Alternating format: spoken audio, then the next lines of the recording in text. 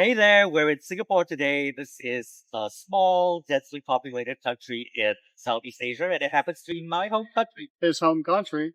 So Singapore is a small island in the south of Southeast Asia. We'll show it to you on a map. And it is really, really densely populated. There's 6 million people who live here on a tiny island that's only 17 miles across. You can actually walk across the entire country in a day. We've done that. So it can get crowded here with so many people in such a small place, but Singapore has done a really good job at keeping everything clean and green. And they do that by putting plants everywhere. Despite how many buildings and how many people and how much construction there is, there's a law in Singapore, a fairly new law, that all new construction has to incorporate plants in it. The building behind us is a hotel, and a good example of that we'll see in a video in a little bit later. So Singapore is now known as a world leader in urban greening. Let's take a closer look.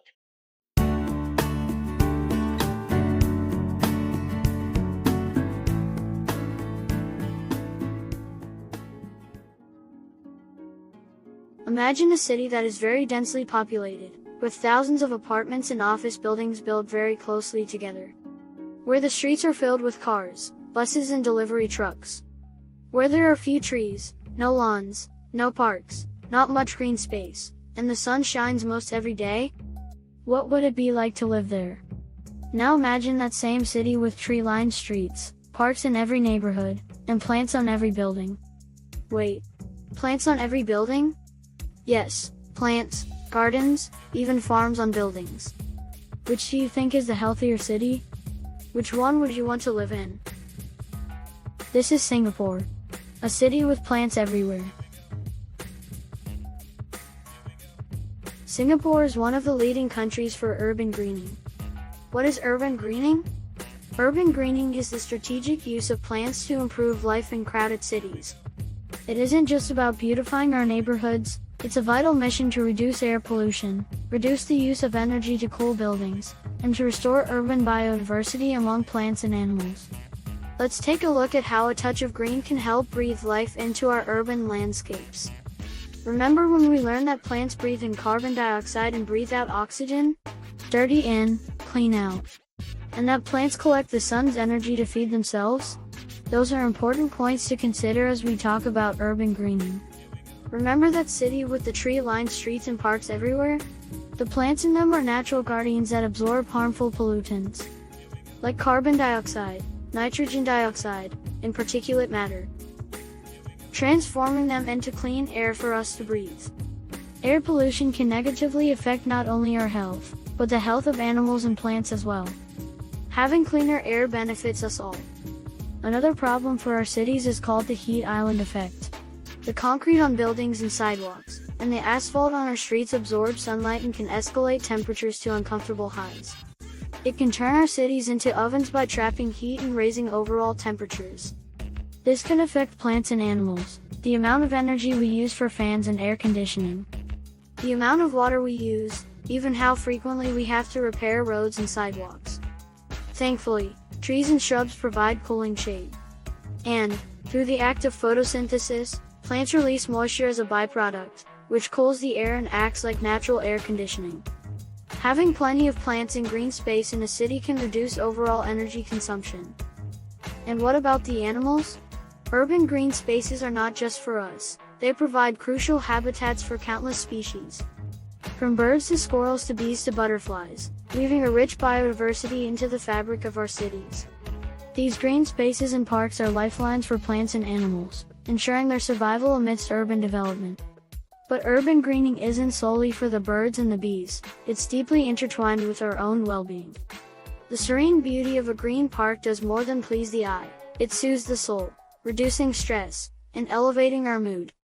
It invites us to play, exercise, and connect with one another, fostering a sense of community and belonging. In these green spaces, we find a respite from the hustle and bustle of city life, allowing our minds to rest and rejuvenate. Across the globe, cities are embracing this green revolution.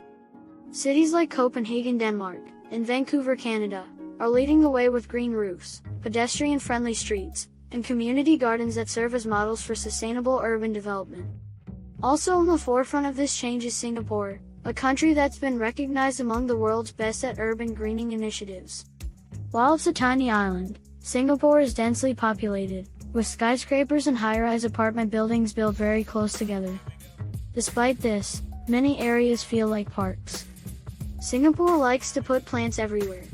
In fact, it's a law there that all new buildings must contain green spaces, whether it's a park on the grounds or a rooftop garden.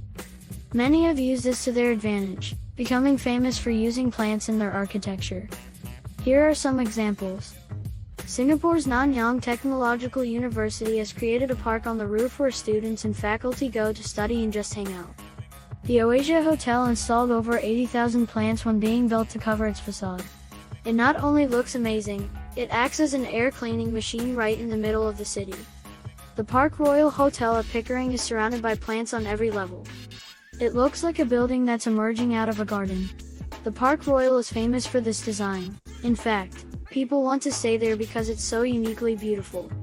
Singapore's Lee Kong Kai Natural History Museum looks like a giant rock with a rock garden carved into its side.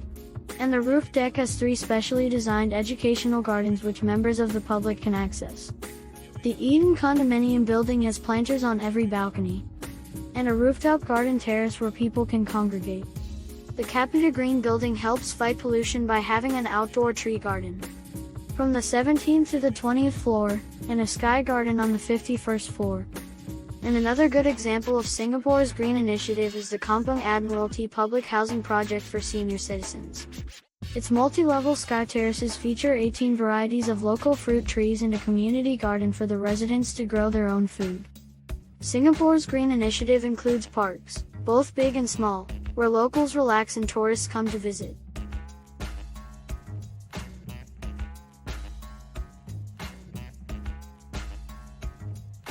Greening has become so ingrained in the culture here that it's incorporated into all kinds of design. In Singapore and other forward-thinking cities, urban greening initiatives are transforming the way people live. So, as we envision the future of our cities, let's dream of green spaces where communities thrive, biodiversity flourishes, and the air is clean and fresh. Let's work together to plant the seeds of change, creating urban oases that not only enhance our quality of life, but also safeguard our planet for generations to come.